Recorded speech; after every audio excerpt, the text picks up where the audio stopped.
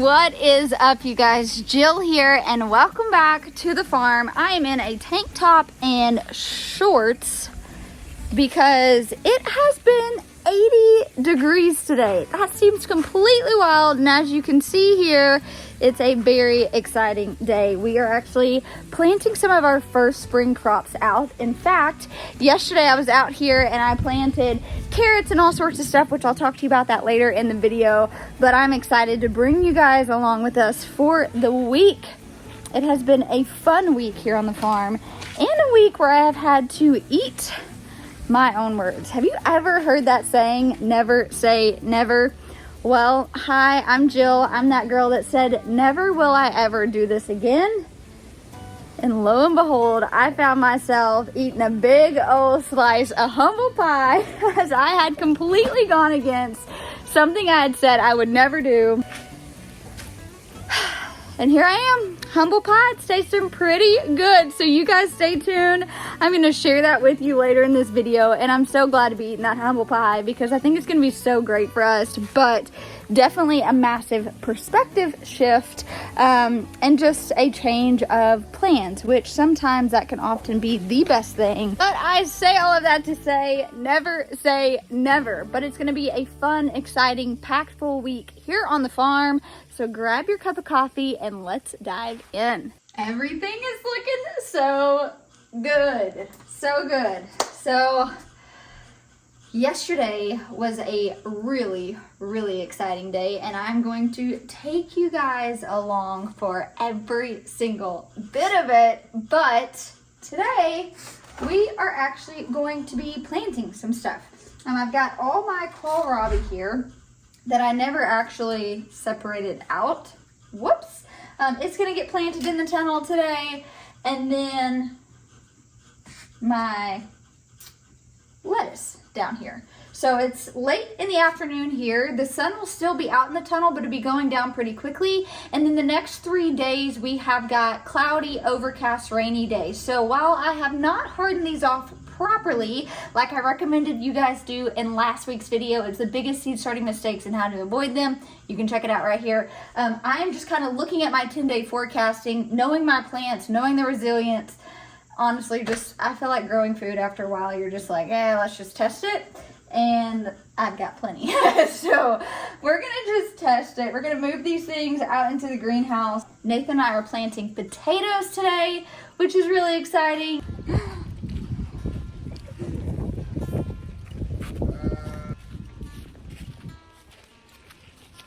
So all of this is going in the bed right over here. You can actually probably just stick it here because I'm gonna show them how I amended it all. Yeah, this is the bed. So yesterday I came through here and I started really emphasizing cleaning up the food tunnel because spring is here, and that means we are going to have tomatoes and peppers and eggplants and cucumbers and all of our heat-loving crops out here, and the sooner I can get it prepped, the better. And so I just want to share with you guys kind of my protocol and my method when it comes to amending beds to plant. Now, we are doing this every time we're planting our beds. So for us, it looks like 4 seasons: spring, summer, fall, and winter. And the first thing I do is I grab my little cultivating tool and I just come in and I weed everything. Then I go through and I add amendments. These are the 3 amendments that we are usually always adding. The ratio kind of changes, but one, we are adding worm castings because we all know how great worm castings are. The second thing we're adding in is feather meal, which is a slow release nitrogen. The only bed that I don't put my feather meal in is the beds I'm sowing my root crops, and that's because nitrogen is going to put on the green foliage, which is great for a fruit producing plant, but for things like beets and carrots and turnips that are tap roots, I really want them to focus on establishing the root under the soil instead of the foliage on top. So I actually skip this in those beds. And then the other thing is azomite, which is your trace minerals. Broad fork it in, and then I'll lay my drip back down, and then I'm ready to plant. And I think it is so important to amend your beds. So you guys already know I plant everything on a very, very tight spacing. So for my Salanovas, I'm going to space them about 6 inches apart. You could space them 10 inches or more. And for my kohlrabi, I'm gonna space these 6 inches apart. You could even do 8, 9, 10 inches if you want, to let them have a bigger bulb size. But I like to condense them because if we have enough room at the back, I would like to plant some more root veg. So I'm gonna separate the ones that we can separate. I grew 2 different varieties. Let's see. So one was this Bees. It's like a white variety. It's supposed to be a bit more tender. And then the Tarek, which I'll know the difference when I plant them, so I'm not really that worried about it. And then we do still have some cabbages that we haven't fully harvested. We're gonna harvest one of these to go with dinner, which will be nice. I've got a couple back there. We've got some onions in this bed back here. But I did get this one cleaned out, this one, this whole bed, started working on that one, and then we just have this one. But these 4 beds will most likely be things like our tomatoes, cucumbers, and peppers. We'll just rotate where we had them last year because we've got the pipe up here, which we actually need to be able to trellis them. So you'll notice we don't ever grow our cucumbers or our tomatoes on our outside beds, and that's because there's no real way to trellis them efficiently if I'm, doing 2 rows in a bed.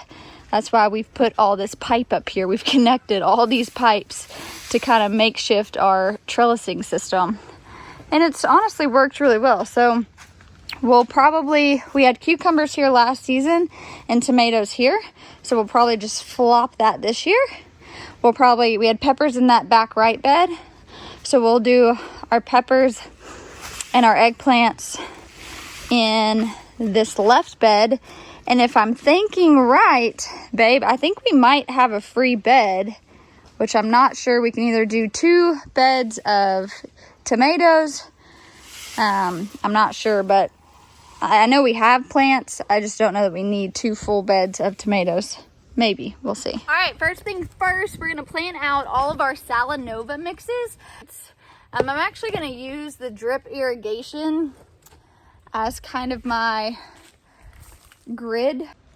All right, I do like to go ahead and overhead water just to make sure that they're nice and saturated, especially because these are so small. Like in a perfect world, if I wasn't running out of space in the house, we would have went ahead and let them grown up a little bigger, but that's okay. And I didn't sow them all out. I did leave a little bit in the tray, so that they could get bigger inside, and if any of these died, I would have replacements. So that's also an option. But now I'm going to go through and I'm going to just lay out all the kohlrabi. I think I have 12 of each plant, but that wasn't considering that I multi-seeded some of these, which I could also show you guys too how easy it is if you sowed multiple things like maybe tomatoes or peppers or eggplants or kohlrabi. It's really easy to separate those. That way you can have multiple plants. Now, if you do not want to separate them, for something like a brassica, I would not plant it all together because these are going to bulb up and they're just going to keep competing for nutrients. So you either want to go through with scissors and cut off right at the soil level. You don't want to rip it out because it's going to disturb the root systems to all the other plants. And obviously we don't want that. We've worked really hard to have healthy seedlings. So you can either cut at the base, or you can pop it out of the tray, and I'll show you what I do there. So pop it out. Look at those roots. Look at those roots. So you're just going to push it back some.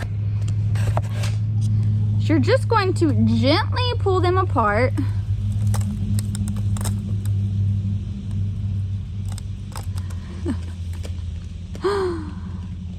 Just like that. And that is one perfect, healthy little seedling ready to go in the ground.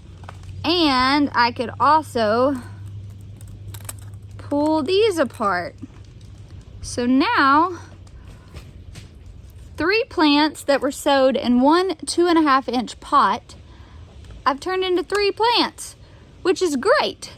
Which means I actually, honest to goodness, probably have enough kohlrabi to fill the rest of this bed, which is wild. But I think I have enough space, and we really want to ferment these. We're really making a dent on that grocery budget that I was telling you guys about, the amount of money that we're spending on food. And kohlrabi is super versatile. You can ferment it. You can eat it like a starch, meaning you can boil it and mash it like a potato, or you can cube it up and roast it like a potato. Super versatile. So while we did, plant potatoes, we will have these far sooner than we will have the potatoes. Now I am trying to think of like long-term storage, if you can store them kind of like I do my root crops. So I'm going to dive into some just really research. If you know, or you've had success long-term storing kohlrabi, like the bulb intact and everything, let me know. I'd love if you commented down below. Anyway, we can kind of build each other up and we can learn from each other. I'm definitely all for it. We did it. So I do have drip on, but we tend to have very, very dry soil here. So I do like to go ahead and overhead water them in at a root level. I don't really want to just spray the foliage. I really want to get down and make sure that those roots are just nice and saturated. And then when it comes to planting my carrots, this is kind of my carrot hack, if you will. I go in and I plant them, and I will overhead irrigate every single day until they have sprouted. And then once they've sprouted and they're a couple inches tall, that's when I'll actually go in and turn the drip irrigation on. But the tunnel is filling up, you guys. I am so excited about this season. So I would love to know, because I just always find it really fascinating, what people's primary crops are. Like, what is the one crop that you are the most excited? I had the irrigation off. What's the one crop that you are the most excited about growing this year? Leave it in the comments. There might be some new varieties some of us can grow.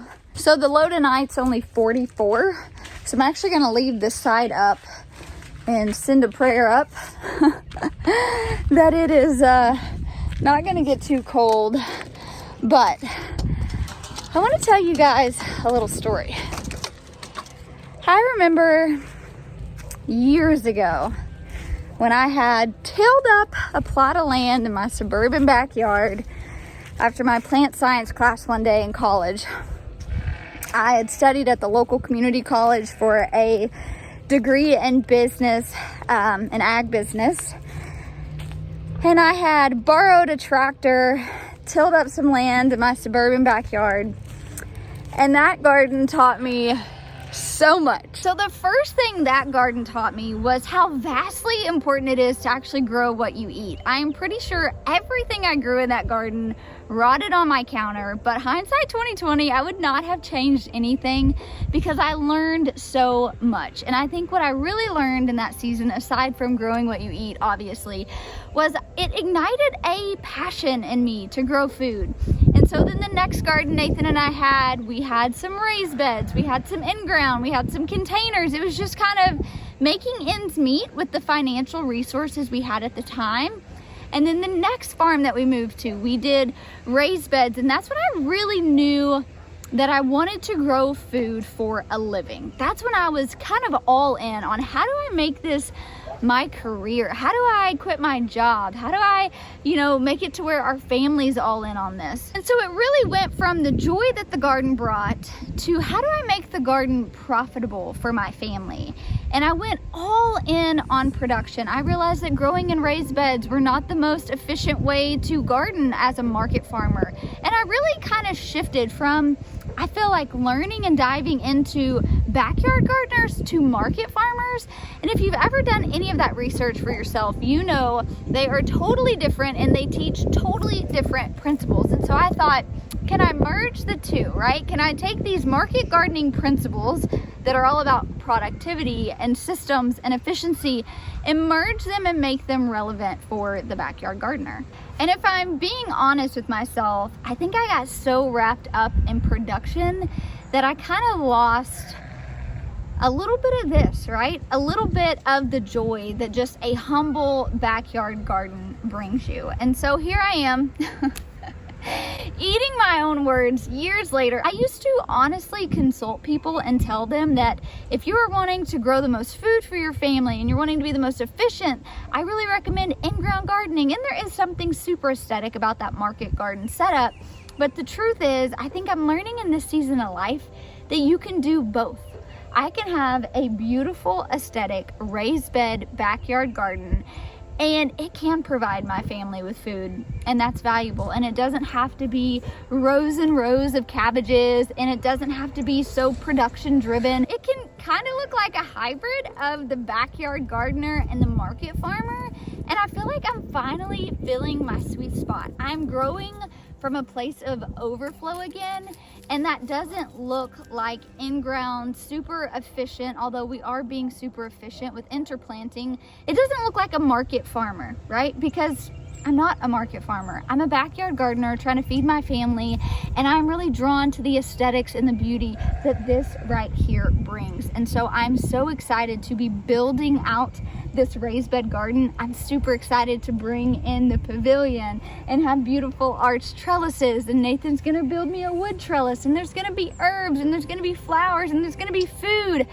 And it's gonna be just this beautiful marrying of all of these things that I love. And so this is the season that I am taking back everything I've said in the past several years, and never say never. Speaking of never say never, I wanted to pause for a second and thank today's video sponsor, Hopkins Homestead Store. So here in a minute, we're gonna show you guys the build out of our raised bed garden. Nathan's gonna sit down with Chris, the owner of Hopkins Homestead, and really talk through the different materials used, the different offerings that they have, and really just kind of a little bit of their heart as to why they get started.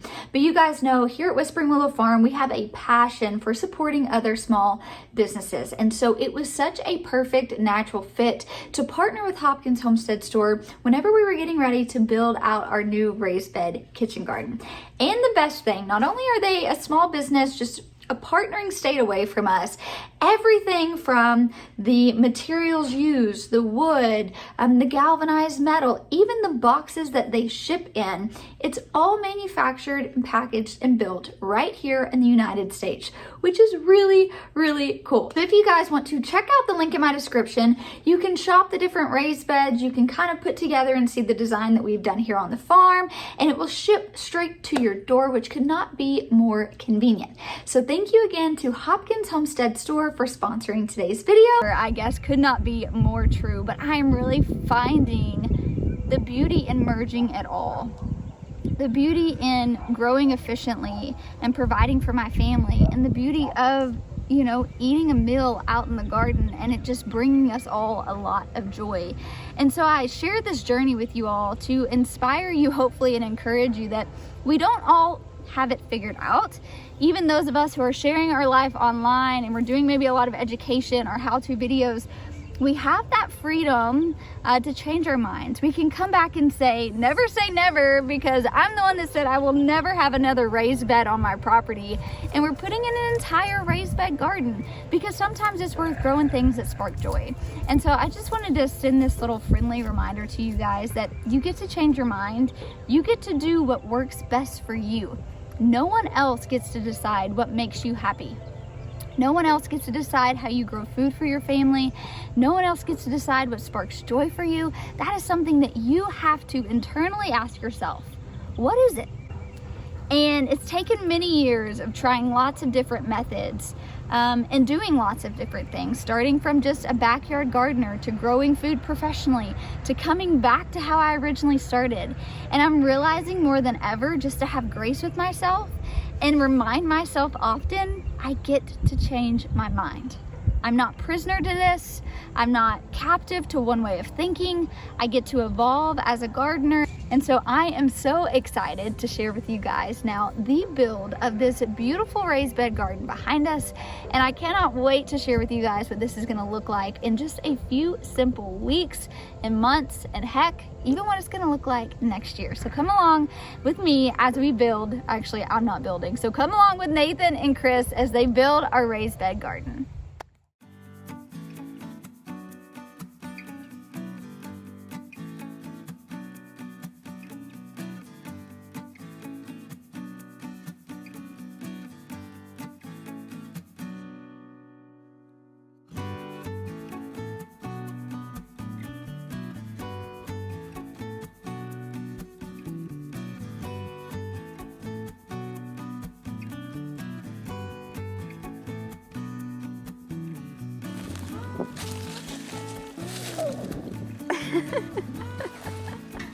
First cut. First cut. Way to go, babe.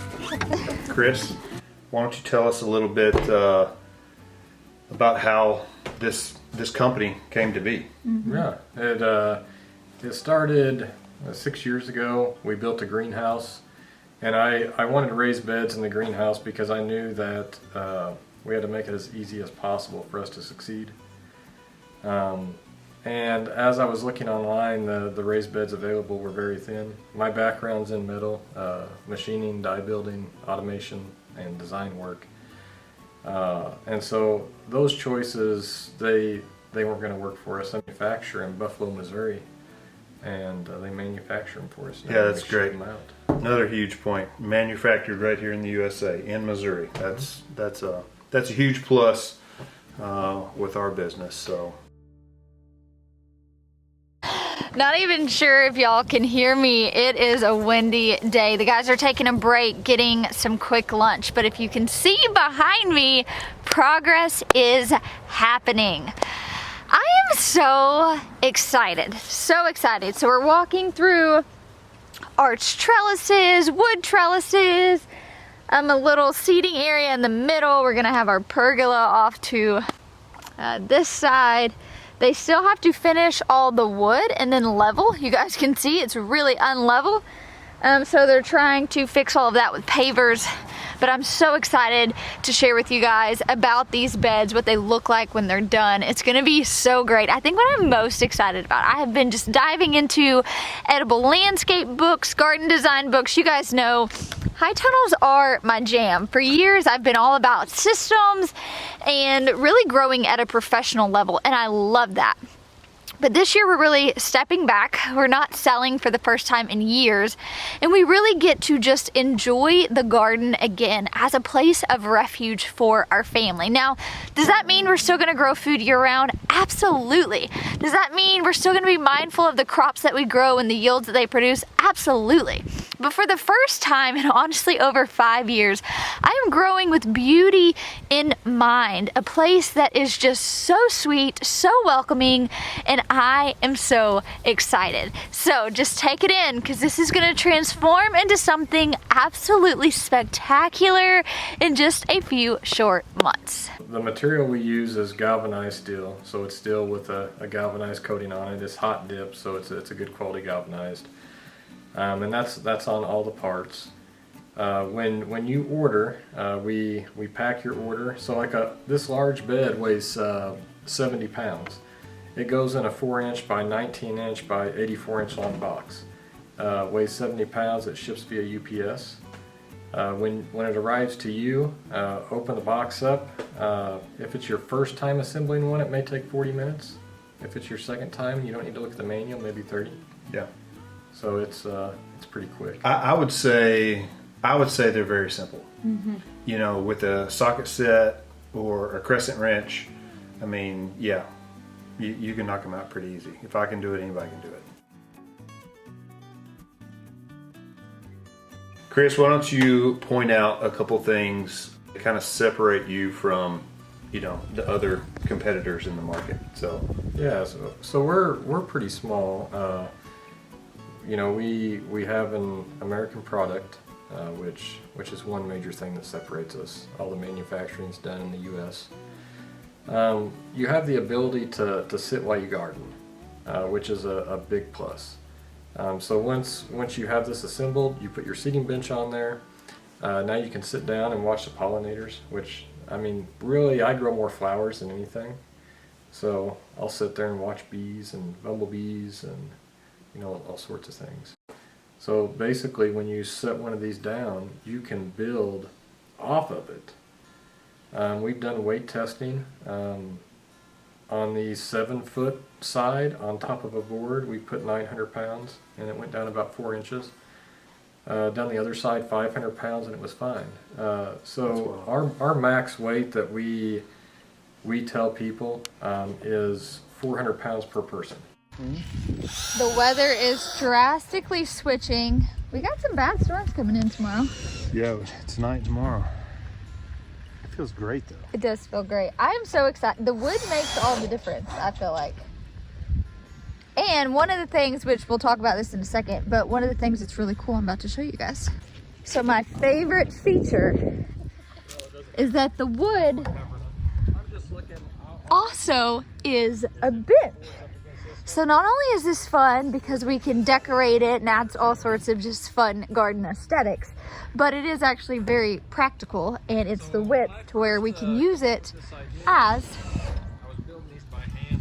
a bench. How cool. So we've got the big horseshoe, and the goal is to kind of have a flagstone, the big rock, and then I want vining, it's so windy, then I want vining like herbs to kind of overtake, and then we'll have these beds, we'll have arch trellises on them so you can walk through, and we'll have a little seating area here with this one, and then this area, like we mentioned, is where the pavilion's going to be, and then we've got the outdoor kitchen, and it's just all going to flow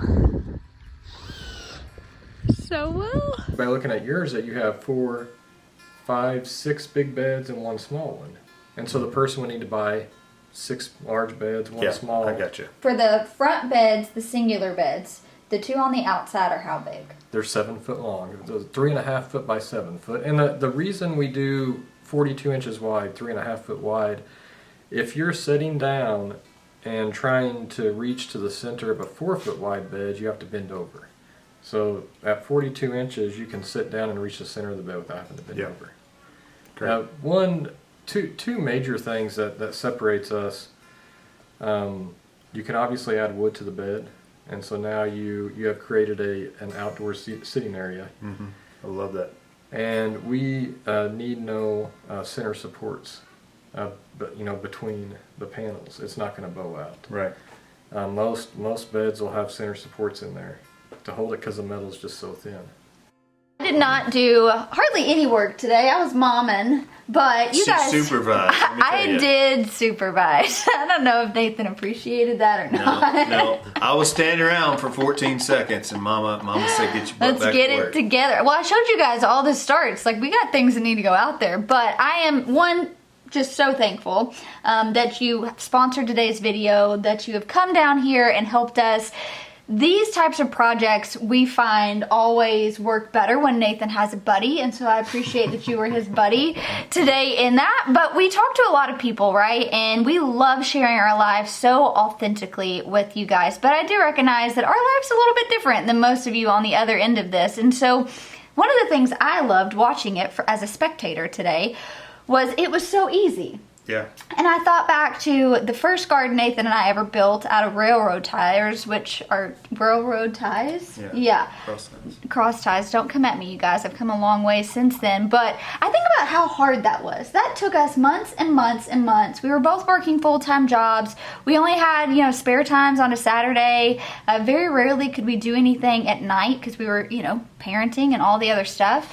And so this was literally so easy. If you find yourself wanting to grow food, wanting to step into a self-sufficient lifestyle, but you only have the weekend, maybe you only have a Saturday or Sunday afternoon, or maybe you only have a few minutes, after work every single day, this seemed so doable. And because you've laid it out where you can get all the materials, order them, pick them up ahead of time, you even just laying it out, because I have put together some of these pre-assembled beds before, and they're not near as easy as you think they're going to be. They're not bad but they're just flimsy. They are. And so I was so impressed. Hear it from me. Just letting you guys know, if you're thinking about it, this is an easy project you guys can do, and I cannot wait to show you guys what it's gonna look like. We're gonna talk through probably in the next few weeks how we're filling these beds, how you can do that on a budget, and how you can grow food right where you are. So what's the smallest size bed they can buy? Well, yeah, the smallest size that we normally offer is a 42 inch by 42 inch, so Okay. 3.5 by 3.5. We do custom sizes for larger orders. Okay. So if someone, like for instance, we're starting to stock 24 inch wide sizes. Okay. We don't advertise that. Yeah. But if a customer says, hey, I'm putting these up against my house. Yeah. Okay, we got you covered. Yeah. You don't want a 3.5 foot bed up against your house because Sure. you can't reach it. So we'll ship out the 24 inch sizes for Cool. them. Yeah, so I say all that to say, even if you have a small backyard, you can start, you can grow food, you can start small and expand upon it. So I highly encourage you guys to check them out. The link is going to be down in the description, and I will also put down in the description kind of the design that we've come up with if you want to buy them and kind of mimic what we've done here on the farm. But thank you so much for hanging out with us today. Thanks. Thanks, Chris. All right, I hope you guys loved being catapulted back in time as Nathan and Chris installed our raised beds. As you guys can see, there's a few additions here, and so I wanted to talk through this with you guys, kind of what we are envisioning here. And really something I've been diving into is this idea of an edible landscape. And while I have an edible landscape, I'm just visually trying to set this up in a different way than we've structured any other area in our garden. And because we get asked all the time how you fill a raised bed on a budget, I want to share with you guys the lasagna method. So I really wanted to show you guys how we are filling up these raised beds and being really cost effective. So yesterday we shared all the specs, right? We talked through how deep these beds are, how wide they are. No matter what type of raised bed you go with, whoops, one of the biggest costs associated with it is the material that you choose, right, when it comes to your raised bed itself, and then filling up the raised beds. There is this DIY system you can use when it comes to filling your raised beds. And so Nathan and I have done this across all the properties we've lived at, and it's just super effective. All right, stage number 1